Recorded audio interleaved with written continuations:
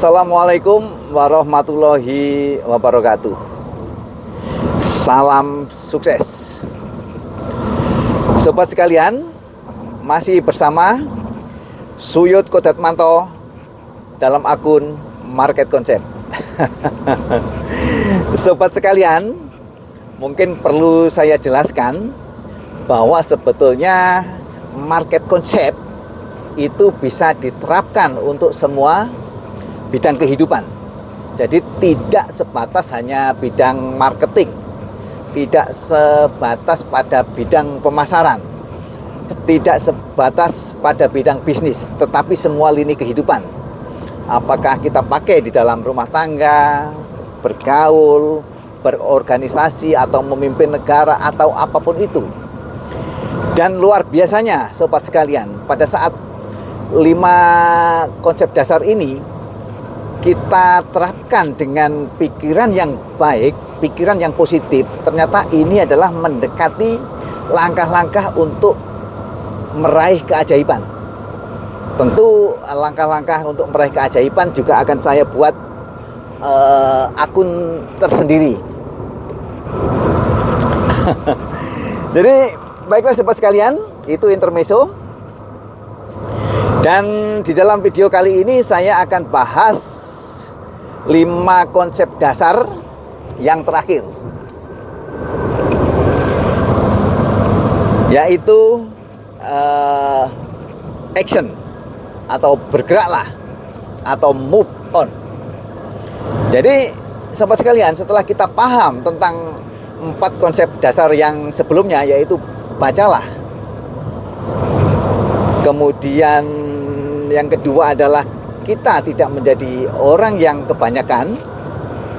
Kemudian yang ketiga, kita sudah mengisi kemampuan kita, sudah meningkatkan skill kita dengan mengembangkan diri, atau intinya mengembangkan mindset kita. Maka tidak ada yang perlu ditakutkan lagi. Melangkahlah. Otomatis melangkah ini, kita jangan takut melangkah maksudnya. Tentu dengan yang keempat ini, maka timbullah yang market konsep yang kelima, yaitu action. Melangkah dengan action maksudnya. Baiklah sobat sekalian, juga telah saya terangkan bahwa sebetulnya saya bukan seorang motivator. Saya hanya seorang dokter hewan, dan kebetulan juga seorang akupunkturis. Tetapi di dalam kehidupan saya banyak bergerak atau banyak bekerja di bidang pemasaran. Jadi sobat sekalian, tentu saja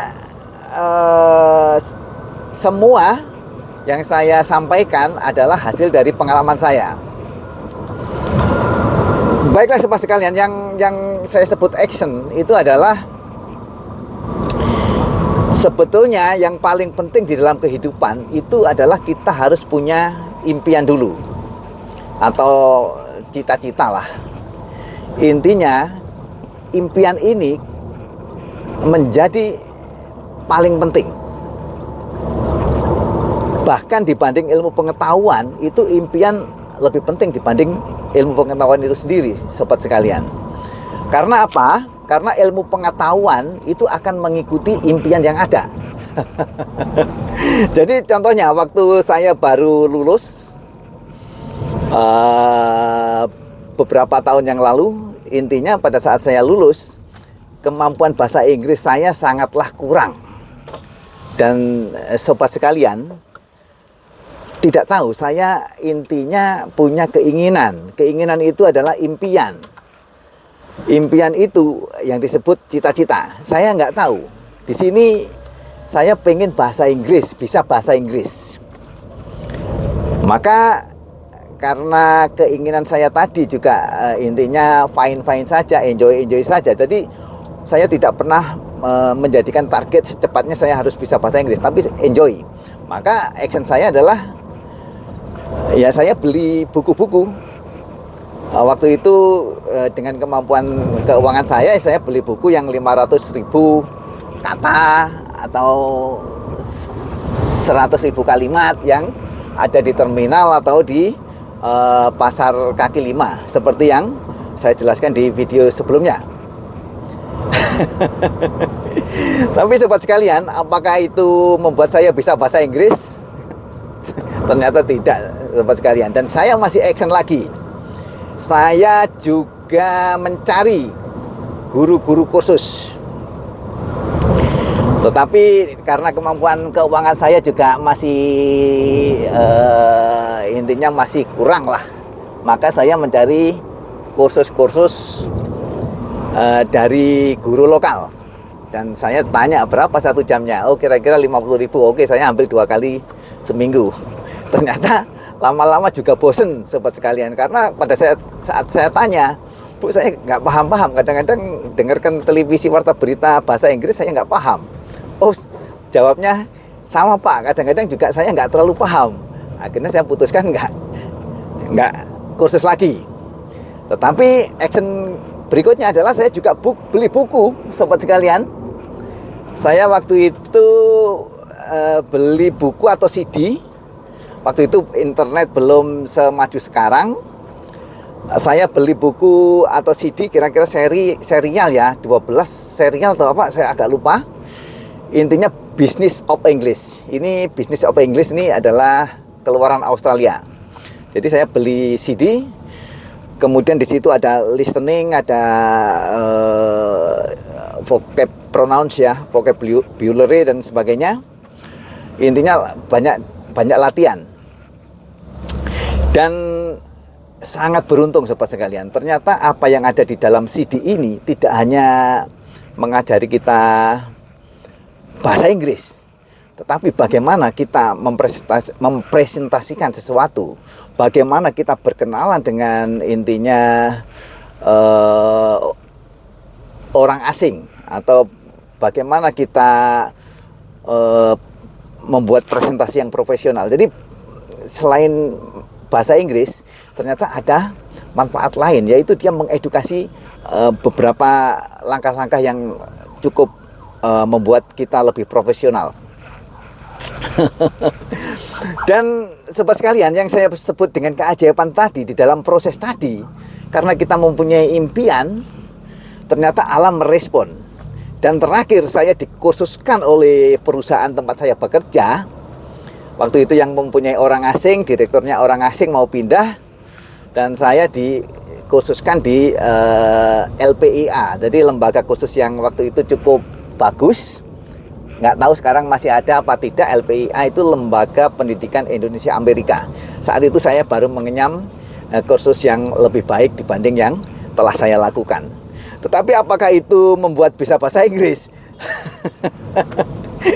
Tidak, sobat sekalian. Yang membuat bisa bahasa Inggris, setelah saya membaca dan saya harus resign dari perusahaan, maka saya waktu itu punya mimpi kalau saya kira-kira di perusahaan asing, kira-kira saya akan bisa keluar negeri, bisa ini. Tapi bayangkan dulu, nggak ada masalah. Mimpi dulu, nggak ada masalah. Itu yang bisa membuat saya bisa berbahasa Inggris. Dan alhamdulillah sampai sekarang, walaupun tidak 100%, saya masih banyak kurangnya, tetapi untuk komunikasi dengan orang asing cukup bisa, sobat sekalian. Jadi baiklah sobat sekalian, yang pengalaman kedua. Jadi saya akan menerapkan bagaimana sih sebetulnya step bacalah, bagaimana sih sebetulnya step jangan menjadi orang standar. Semua saya uraikan dengan pengalaman, sobat sekalian. Jadi waktu itu saat saya bekerja di perusahaan asing, waktu itu perusahaan pakan ternak, di mana omsetnya ini kira-kira tidak sampai 10.000 ton lah per bulan. Ini perusahaan asing, kebetulan yang punya orang Prancis lah. Waktu itu saya jadi kira-kira technical advisor, dan saya mengepalai atau jadi test farm manager. Dan saya langsung direct dengan orang asing. Jadi dari Prancis langsung ke saya. Saya langsung report direct ke Prancis. Dan alhamdulillah sobat sekalian, karena kita selalu mencari yang berbeda tadi, mencari ya inisiatif, mencari informasi dan sebagainya, maka selalu apa yang saya sajikan ini selalu menjadi sesuatu yang intinya mereka senang. Kita membuat mereka cukup happy. Desain-desain yang saya telurkan kira-kira cukup bagus.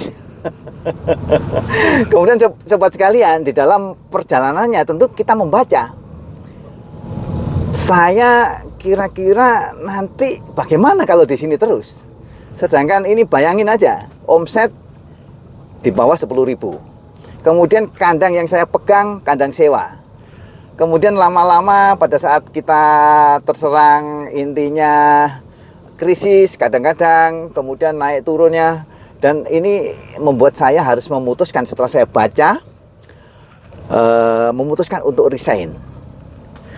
Jadi di situ adalah tahap pertama adalah saya baca bagaimana perusahaan saya ini. Kalau saya terus di sini kira-kira akan hidup lebih baik lagi atau suatu saat akan stuck atau kira-kira diberhentikan dan sebagainya. Itu harus kita baca sobat sekalian.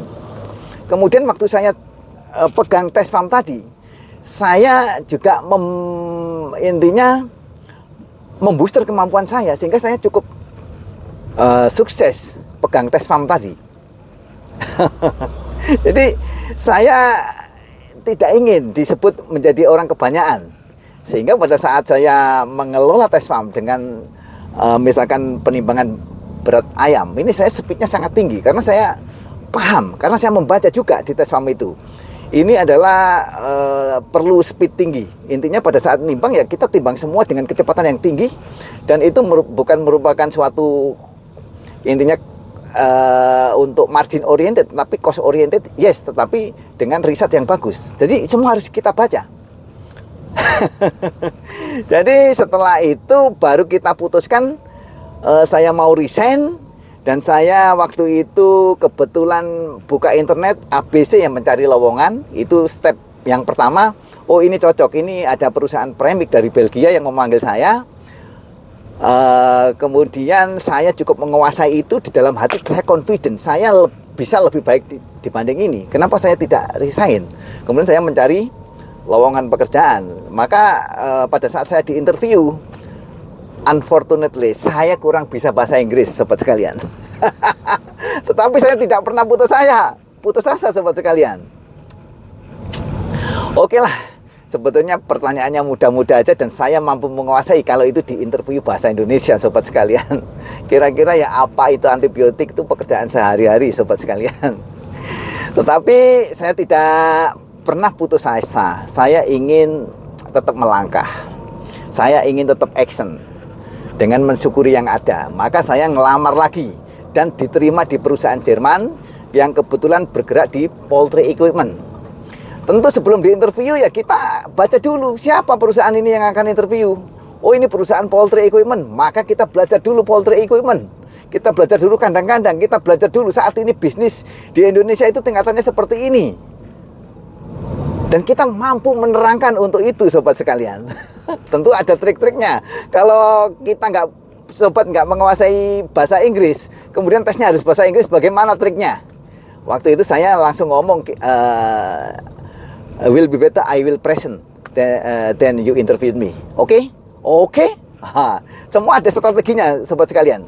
Dan alhamdulillah kebetulan si perusahaan Jerman ini melihat presentasi saya yang bagus. Dia tidak mengharuskan saya untuk sempurna di dalam bahasa Inggris. Maka saya akhirnya bekerja di perusahaan tersebut dan dilanjutkan terus membaca sehingga waktu diterima di Jerman kemudian saya baca dan saya harus resign dengan alasan ini itu juga harus dibaca semua. Kemudian kita pindah ke perusahaan Amerika dan sekarang saya pegang sales director salah satu perusahaan di Asia. Tentu saja ke depan saya akan tahu sebetulnya karakter, intinya saya akan tahu sebetulnya kelebihan perusahaan Eropa, kelebihan perusahaan Amerika, kelebihan perusahaan Asia atau kelemahannya kita akan tahu. Tetapi itu nanti sobat sekalian. Oke, wassalamualaikum warahmatullahi wabarakatuh. Salam sukses.